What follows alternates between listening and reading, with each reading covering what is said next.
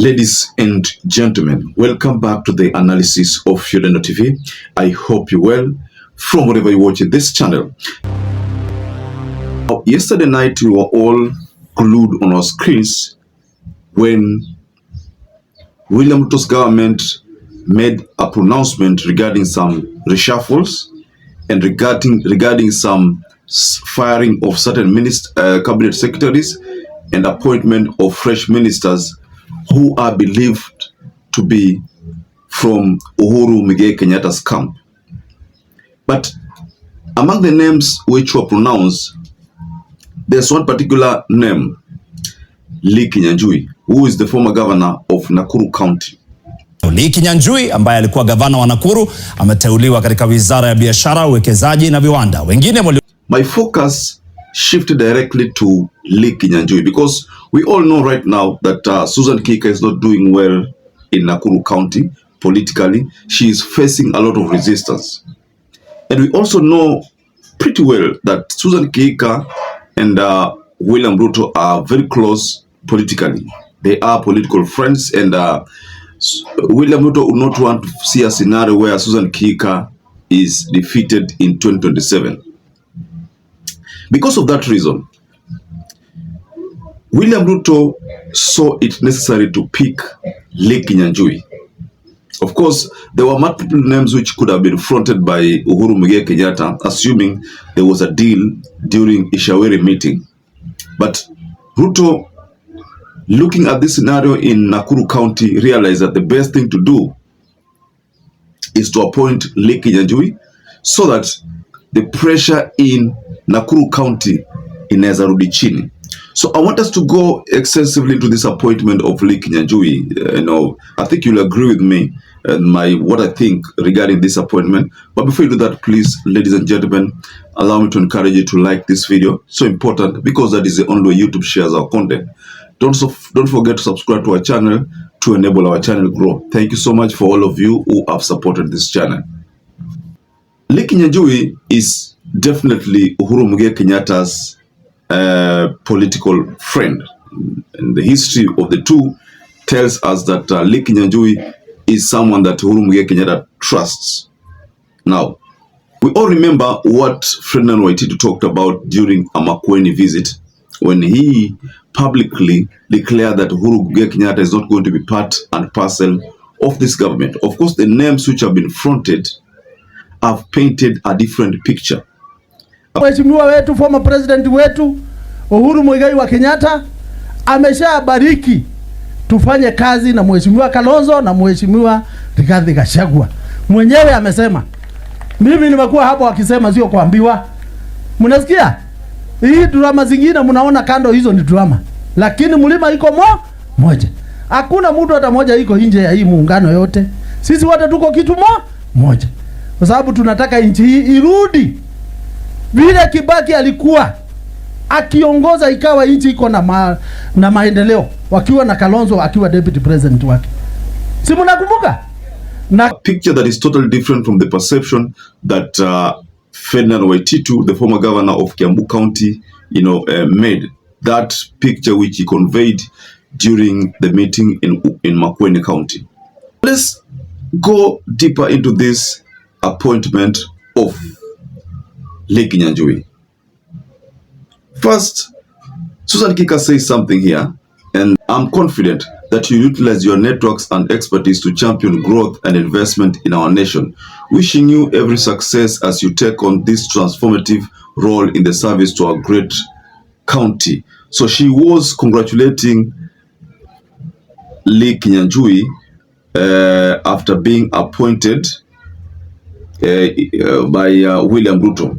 And she went further to say, this is indeed a proud moment for Nakuru County on behalf of the people of Nakuru.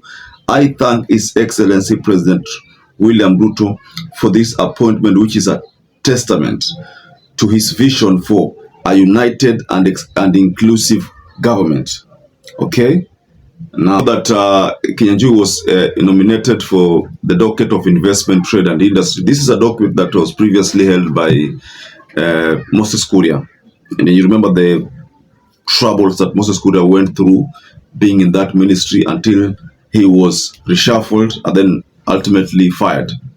So appointment of Kinyanjui, Lee Kinyanjui, to me, I look at it as politically, it is solving two things. One, it's going to solve the problem of more pressure on Susan Kika, because the front runner here was going to be Lee Kinyanjui in 2027. Also, it's going to solve another problem because, you know, Nakuru County was slowly slipping away from William Ruto.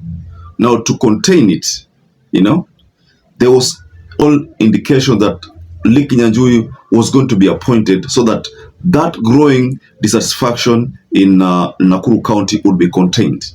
I mean, this is just like what happened in Mombasa County when Joe was appointed. You remember back then there was Gen Z's protests and the like, but then when Joe was appointed, everything fizzles out.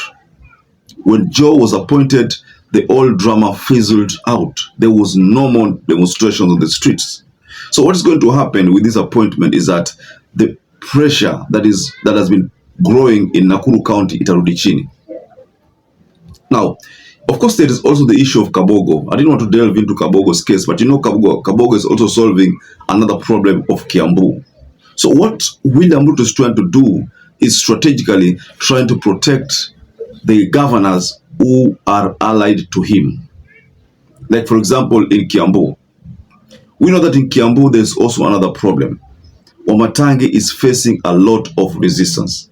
Now, to contain this, the person who can actually host Wamatangi is Kabogo, not even Ferdinand Waititu. Mind you, Ferdinand Waititu was impeached. William Kabogo is the only person who can actually unseat Wamatangi. So what Ruto is trying to do, if you look at it from a very broad perspective, then he's trying to protect those governors also as much as he wants to protect his influence in Mount Kenya. Because right now, honestly speaking, if you look at the positions which have been given to Mount Kenya, ni nyingi. Those positions, I think, ni nyingi sana. I mean, 4 more positions have been allocated to them. Because if you look at also the issue of Nyeri, whereby we have Mutai Kahiga, who's been nominated for the docket of agriculture.